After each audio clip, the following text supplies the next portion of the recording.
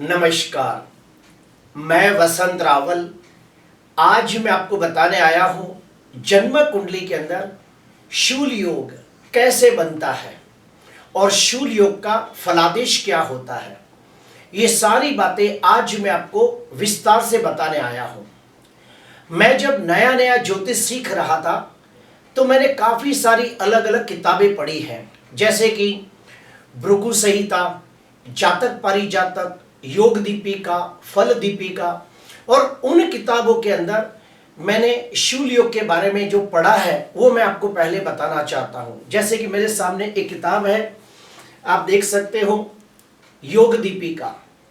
इसके अंदर clear cut लिखा गया है कि जो भी व्यक्ति का जन्म शूल योग के अंदर होता है, ऐसे व्यक्ति अत्यंत क्रोधी स्वभाव के होते हैं और बनता हुआ काम बिगाड़ने वाले लोग होते हैं। बहुत ही स्वभाव से लालचू होते हैं, लड़ाकू स्वभाव के होते हैं, दरिद्र होते हैं और बहुत ही घमंडी होते हैं।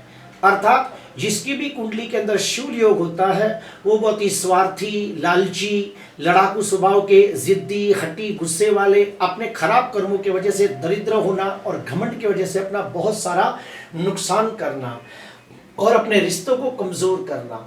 ऐसा अलग अलग किताबों के बारे के अंदर भी यही लिखा गया है कि जिसका भी जन्म शूल योग में होता है वो लोग अपने हाथों से अपनी जिंदगी बर्बाद कर लेते हैं। कई लोग बुरी आदतों में फंस जाते हैं, कई लोग कोई व्यसन में लग जाते हैं, कई लोग अपने स्वभाव की वजह से अपने रिश्ते खराब कर लेते हैं, कई लोग अपने धंधे के अंदर बार बार नुकसानी हासिल करते हैं। ऐसा सब लिखा गया है।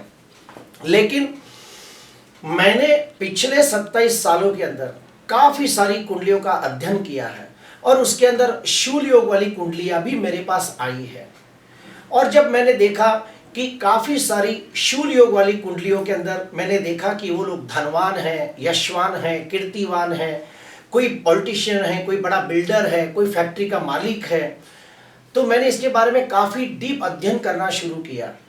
तो मुझे कुछ खास बातें जानने मिली है, जो मेरे अनुभव में आया है वो मैं आपके साथ साझा करना चाहता हूं। शूल योग के 3 विभाजन किए गए हैं। उसमें पहले नंबर पे आता है उत्तम कक्षा का शूल योग, दूसरे नंबर पे है मध्यम कक्षा का शूल योग, तीसरे नंबर पे आता है दैन्य कक्षा का शूल योग। ये कैसे बनते हैं तो मैं आपको बोर्ड पे अच्छी तरह समझाना चाहता हूं। आइए गहराई से जानते हैं। सबसे पहले नंबर पे हम आते हैं उत्तम कक्षा का शूल योग कैसे बनता है। तो सुनिए, जन्म कुंडली के अंदर राहु और केतु को छोड़कर बाकी के 7 ग्रह अर्थात सूर्य, चंद्र, मंगल, बुध, गुरु, शुक्र, शनि, ये 7 ग्रह अगर कुंडली के 3 त्रिकोण भाव में बैठे हो, त्रिकोण भाव यानी क्या, पहला भाव, 5वां भाव और 9वां भाव, इसे हम त्रिकोण भाव कहते हैं। और इन भावों के स्वामी को हम योग कारक, राजयोग कारक ग्रह मानते हैं। तो अगर कुंडली के 7 ग्रह, राहु केतु को छोड़ के 7 ग्रह अगर कुंडली के 3 त्रिकोण भाव में बैठे हो तो उत्तम कक्षा का शूल योग बनता है। अब इसका फलादेश क्या होता है तो वो मैं आपको बताना चाहूंगा कि जिसकी भी कुंडली के अंदर उत्तम कक्षा का शूल योग बनता है, ऐसे व्यक्ति अत्यंत बुद्धिमान, गुणवान, तेजस्वी, चालाक, चतुर, होशियार होते हैं। उनको उत्तम कक्षा की स्मरण शक्ति प्राप्त होती है। ऐसे लोगों के पास तर्क बुद्धि भी बहुत ज्यादा होती है। ऐसे व्यक्ति बहुत ही दीर्घ दृष्टि वाले और विचारशील लोग होते हैं। उनको उत्तम कक्षा का विद्या सुख प्राप्त होता है, उत्तम कक्षा का संतान सुख प्राप्त होता है। ऐसे व्यक्ति बहुत ही नसीबदार होते हैं, भाग्यशाली होते हैं, बहुत ही किस्मत वाले होते हैं। और ऐसे व्यक्ति का भाग्य कदम कदम पर उसकी सहायता करता है। फल स्वरूप ये लोग कम मेहनत के अंदर बहुत अच्छी सफलता हासिल करते हैं। ऐसे व्यक्ति शरीर से स्वस्थ, तंदुरुस्त, निरोगी होते हैं और सर्व सुख संपन्नता भरा जीवन व्यतीत करते हैं और समाज के अंदर मान सम्मान, पद प्रतिष्ठा की प्राप्ति करते हैं। दूसरे नंबर पे आते हैं मध्यम कक्षा का शूल योग कैसे बनता है। तो सुनिए, जन्म कुंडली के अंदर राहु केतु को छोड़ के बाकी के 7 ग्रह अगर कुंडली के ये जो 4 केंद्र भाव है, यानी कि पहला, चौथा, 7वां और 10वां भाव, ये 4 भाव को हम केंद्र भाव कहते हैं। तो कुंडली के अंदर राहु केतु को छोड़ के जो बाकी के 7 ग्रह है, वो 4 केंद्र में से कोई भी 3 केंद्र भाव के अंदर बैठे हो, तो इसे हम मध्यम कक्षा का शूल योग कहते हैं। अब जिसकी भी कुंडली में ये मध्यम कक्षा का शूल योग होता है, उसका फलादेश क्या होता है? तो ऐसे व्यक्तियों को उत्तम कक्षा का मकान सुख, वाहन सुख, प्रॉपर्टी का सुख प्राप्त होता है। ऐसे व्यक्ति अपनी मेहनत से, अपनी काबिलियत से, अपने दमखम पर शून्य में से सर्जन करने वाले लोग होते हैं, जीरो में से हीरो बनने वाले लोग होते हैं, और अपने कर्म के माध्यम से ये लोग समाज के अंदर पद प्रतिष्ठा प्राप्त करते हैं। ऐसे व्यक्तियों को जीवन साथी भी जो मिलता है वो बहुत ही अच्छा मिलता है, और ऐसे व्यक्तियों को जीवन साथी का सुख उत्तम प्राप्त होता है। विवाह के बाद भाग्योदय होता है। विवाह के बाद व्यक्ति सर्व सुखों की प्राप्ति करके मान सम्मान पद प्रतिष्ठा प्राप्त करता है। 7वां भाव व्यापार का भी है। अगर ऐसे व्यक्ति व्यापारी बने तो कम समय के अंदर बहुत अच्छा धन कमाते हैं, और ये लोग दान पुण्य भी करने वाले लोग होते हैं। अभी हम लोग जानेंगे कि काफी बार ऐसा भी होता है कि मान लो 7 ग्रहों में से कुछ ग्रह त्रिकोण में बैठे हो और कुछ ग्रह केंद्र में बैठे हो, तो भी वो बहुत ही अच्छा माना जाता है, और उससे भी हम उत्तम कक्षा का शूल योग कह सकते हैं। जैसे कि मान लो 3 ग्रह त्रिकोण में बैठे हैं और मान लो 4 ग्रह केंद्र में बैठे हैं, तो यहाँ पे केंद्र भी आ गया, त्रिकोण भी आ गया, दोनों आ गया, तो उसे उत्तम कक्षा का शूल योग कहते हैं। और जिसकी भी कुंडली के अंदर राहु केतु को छोड़ के बाकी के 7 ग्रह अगर केंद्र और त्रिकोण में बैठे हो, ऐसे 3 भाव में बैठे हो, तो वो लोग 36 साल के बाद धनवान, यशवान, कीर्तिवान होते हैं। सर्व प्रकार के भौतिक सुख और सांसारिक सुखों की प्राप्ति करते हैं, और समाज के अंदर मान सम्मान पद प्रतिष्ठा की प्राप्ति करते हैं। सिर्फ इसमें एक बात देखना जरूरी होता है कि वो ग्रह अस्त के नहीं होने चाहिए, मृत अवस्था में नहीं होने चाहिए, नीच के नहीं होने चाहिए, नवमांश में उनकी स्थिति अच्छी होनी चाहिए। ये सब भी बहुत गहन अध्ययन करना पड़ता है। तीसरे नंबर पे हम आते हैं दैन्य कक्षा का शूल योग। ये कैसे बनता है? तो जन्म कुंडली के अंदर राहु केतु को छोड़ के बाकी के जो 7 ग्रह है वो कुंडली के 3 त्रिक भाव में बैठे हो। अभी त्रिक भाव क्या होता है तो सुनिए, 6वां, 8वां, 12वां भाव, इसे हमारे में त्रिक भाव कहते हैं। तो जब कुंडली के अंदर राहु केतु को छोड़ के 7 ग्रह अगर 6वें, 8वें और 12वें भाव में बैठ जाते हैं, तो इसे हम लोग कहते हैं दैन्य कक्षा का शूल योग। लेकिन हाँ, इसके अंदर ऐसा भी होता है, ज्योतिष का एक सूत्र यह भी कहता है कि त्रिक भाव के स्वामी अगर त्रिक भाव में ही बैठे हो तो वहां पे विपरीत राज्यों की कंडीशन बनती है, लेकिन उसके लिए लग्नाधिपति का बलवान होना आवश्यक है। अर्थात अगर लग्नेश बलवान हो और 6वें, 8वें, 12वें भाव के स्वामी एक दूसरे के भाव में बैठे हो तो विपरीत राजयोग बनता है। और ये विपरीत राज्यों के नाम क्या है तो वो भी सुन लो। अगर 6वें भाव से कनेक्टेड विपरीत राजयोग बनता है तो उसे हम हर्ष विपरीत राजयोग कहते हैं। 8वें भाव से कनेक्टेड विपरीत राजयोग बनता है तो सरल विपरीत राजयोग कहते हैं।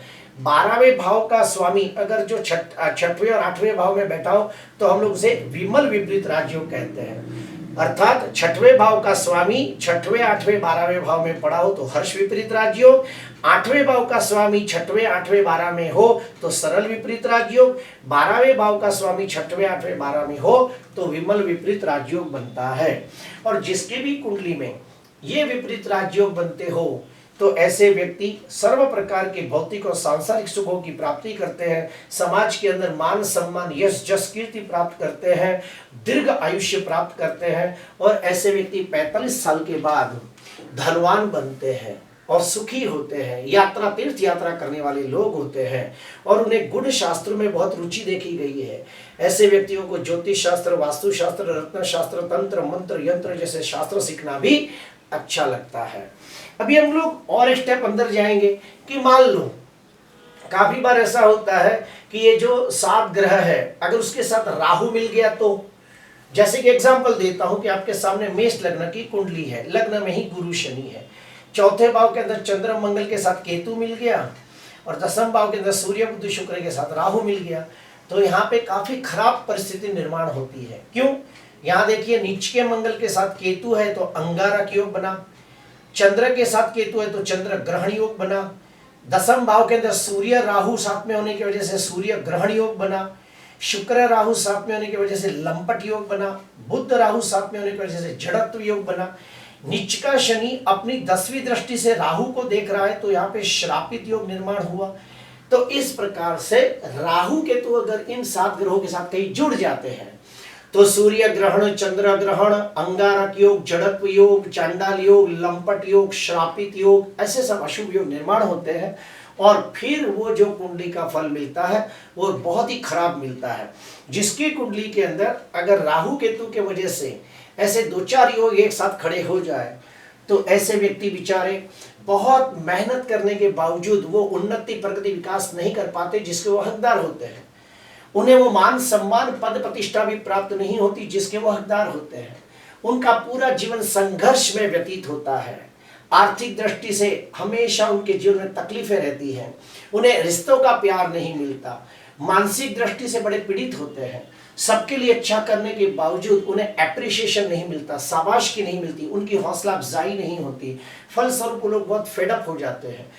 और हम लोग जब ये योग देखते हैं तो हमें बहुत गहन अध्ययन करना होता है। जैसे कि मैं आपको कुछ खास बातें बताता हूं कि अगर मान लो कुंडली के अंदर 3-4 ग्रह जब साथ में बैठ जाते हैं तो हमें ग्रह युद्ध देखना होता है। अभी आप कहोगे ग्रह युद्ध क्या होता है, तो वो 5 ग्रह या 4 ग्रह जो भी साथ में बैठे हैं तो वो कौन से नक्षत्र में बैठे हैं, उसके बाद उसके अंश कितने हैं, कौन सा ग्रह अस्त का है, कौन सा ग्रह मृत अवस्था में है, कौन सा ग्रह कारक है, कौन सा ग्रह मारक है, ये सब देखना पड़ता है। उसके बाद नवमांश कुंडली के अंदर जाके देखना होता है कि उस ग्रह की स्थिति क्या है। उसके बाद उसका षडबल कैसा है, अष्टक वर्ग में उसके कितने बिंदु प्राप्त हो रहे हैं, षोडश वर्ग कुंडलियों के अंदर उसकी स्थिति क्या है। ये सारी बातों को मिलाकर ग्रह युद्ध देखा जाता है और उसके बाद प्रेडिक्शन किया जाता है। अगर मान लो और एक स्टेप अंदर जाते हैं कि जिसकी भी कुंडली में अगर राहु केतु को छोड़ के बाकी के 7 ग्रह अगर 3 ही भाव में बैठा हो और वहां पे शूल योग निर्माण होता हो और मान लो उसके जीवन में दुख हो, तकलीफें हो, दरिद्रता हो, उसके स्वभाव में प्रॉब्लम हो, उसके व्यवहार में प्रॉब्लम हो, तो उसे क्या उपाय करने चाहिए तो वो भी बता रहा हूं, ध्यान से सुनना।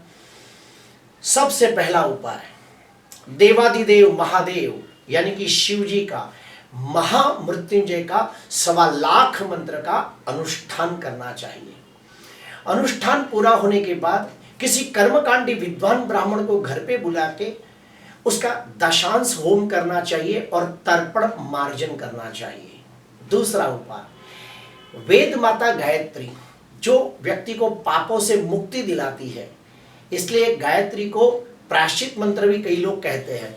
तो गायत्री मंत्र के 1.25 लाख मंत्र का जाप करना चाहिए, 1.25 लाख मंत्र का अनुष्ठान करना चाहिए। उसके बाद किसी कर्मकांडी विद्वान ब्राह्मण को घर पे बुला के उसका दशांश होम और तर्पण मार्जन करना चाहिए। तीसरा, अगर वो व्यक्ति के जीवन में आर्थिक कष्ट हो, प्रोग्रेस ना होता हो, तो महालक्ष्मी मंत्र का 1.25 लाख मंत्र का अनुष्ठान करें और 1.25 लाख मंत्र होने के बाद उसका दशांश होम और तर्पण मार्जन करें। प्रिय दर्शकों, काफी बार ऐसा होता है कि हम किताबों के अंदर कुछ योग को पढ़ लेते हैं और उस योग के अंदर जो भी प्रेडिक्शन लिखा होता है हम उसी को सही मान लेते हैं, लेकिन जैसे जैसे हम अनुभव करते जाते हैं, काफ़ी सारी कुंडलियों को देखते हैं, तो हमें काफ़ी चीज़ें नई नई समझ में आने लगती है कि भाई इसके अंदर भी ये सब काफ़ी डीप स्टडी है। तो प्रिय दर्शकों, आज मैंने आपको बताने की कोशिश की कि शूल योग का अध्ययन कैसे किया जाता है, उसका प्रेडिक्शन करते समय कौन कौन सी बातों का ध्यान रखना होता है। आज के लिए बस इतना ही। आपको अच्छा लगा तो ज़रूर लाइक करना, सब्सक्राइब करना। नमस्कार।